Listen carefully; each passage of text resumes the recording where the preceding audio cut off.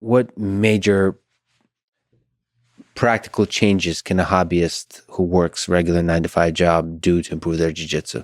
So they're in a gym. There's a lot of excellent gyms throughout the United States. What can they do to improve their jiu-jitsu? About the way they think about jiu-jitsu, about the way they approach their actual schedule, those kinds of things. That's a great question. Okay. The less training time you've got, the more you want to maximize its effect. So a question becomes, okay, well, if I'm training, say, twice a week, and sometimes even once a week, what can I do to make sure that that 2-hour period is used maximally? The less training time you've got, the more the onus is on you to have a plan before you walk in the door. If you go in just saying, I'm going to roll around and see what happens, or I'll just follow what the instructor says, you'll get a certain amount out of each class, but it will never be what it could have been.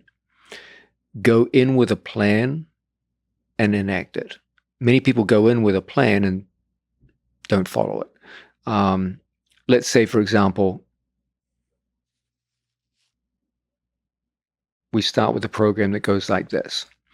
First, try to create the most honest assessment of yourself as a jiu-jitsu player.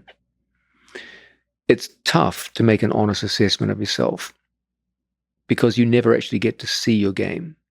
So what I would recommend is to start by videotaping yourself in sparring with your peers.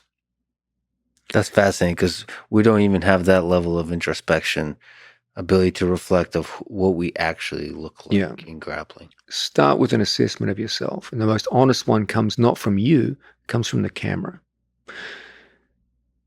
Have a look at what you see and start to say, okay, many of the weaknesses in your game are made much more apparent by looking from the outside in rather than feeling them during the heat of a match. Identify 4 or 5 of the biggest weaknesses that you see and start actively attacking those weaknesses. Ask yourself, let's say, for example, in the course of watching the videotape of yourself, you observe yourself losing 3 triangles. You attempted 3 triangle strangleholds, you failed all 3. You could start by saying, okay, let me ask myself, who are the people I look up to the most with regards a triangle strangle? Who are the guys who have the best triangle strangles out there? Then ask yourselves, of those people, who are the ones whose body type and personality most closely mirrors my own?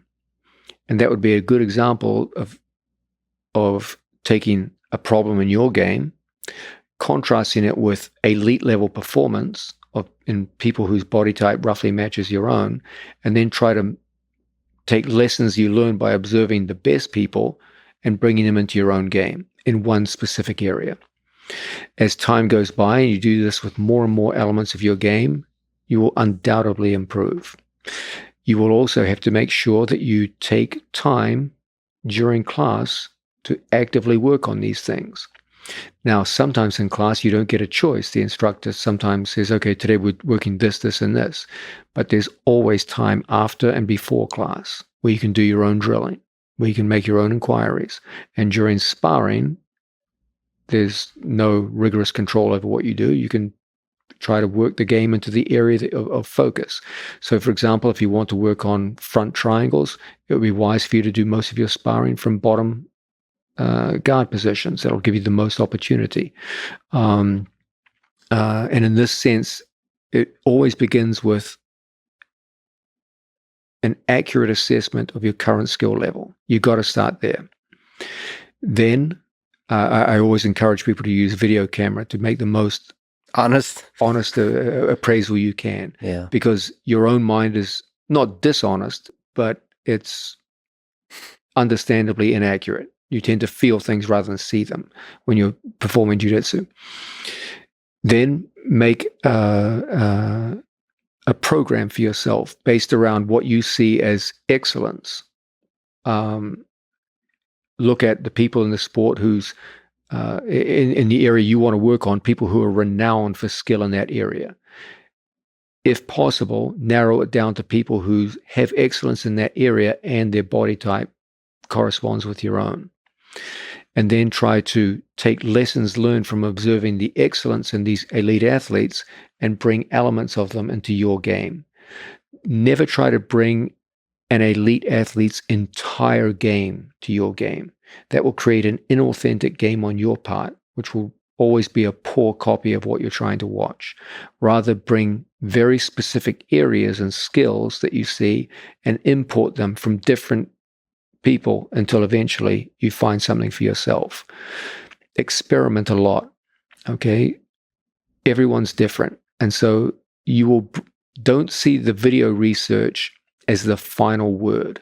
See video research the way a writer will see a muse, as someone who initiates discussion, opens inquiries for your own research. The most powerful moments you will have on the mat come from making discoveries for yourself, not being told what to do, not observing someone else doing something, but self-discoveries. Those are the ones that will last inside you. So use video research not as the definitive answer to your problems, but as initiating research for yourself on the mat. And as time goes by and you do this more and more often in more and more areas of the sport, I promise you'll improve. Yeah, and I guess when you have the plan, have a plan that carries across many training sessions. So I just remember, I know this is perhaps dumb, but I saw in my own game early on a lot of growth. It's by self-identifying a problem and coming up by myself with a solution by watching, in that case, Marcelo Garcia. I just thought my butterfly guard was very weak. And so I thought, okay, what's the solution here? I thought maybe this X guard thing, double X guard. Okay, so I watched a bunch of video. Let me try to work on this. And then all I did, just this is self, but when I could get time by myself, meaning like not instructor guided classes, but in training, I would just everything I would put myself into butterfly and X guard. That's good. And then just let go. Like, don't progress, sweep and figure out a way to get swept, to get right back to it, and everything. It was annoying probably to train with me because that's all I did. And that's all I thought about. But I bet you learned quickly. Yeah, I learned it's the most progress I've ever made. Now, you could say that X guard wasn't the right solution for me, that maybe that wasn't the weakest point for me to work on.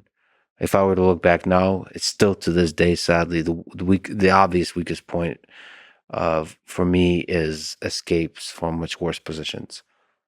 That should be worked on. That should have been worked on from the very beginning. Yeah. That's still today. If I were to say what's the weakest thing that I should work on, absolutely, is even with 1 day a week, is escapes. But yeah, a lot of that has to do with just carrying, like focusing on the one thing over and over and over and over across training sessions. Now it also I would write down on a sheet of paper the number of times I would get an X guard sweep. And I would set a rule that I have to get whatever it was, like 500 sweeps a week.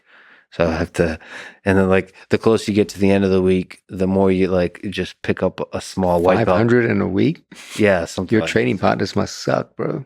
Yeah, no. You start with good ones, and then as you get more and more desperate, you start like finding the kid, right? That you can just sweep over and over.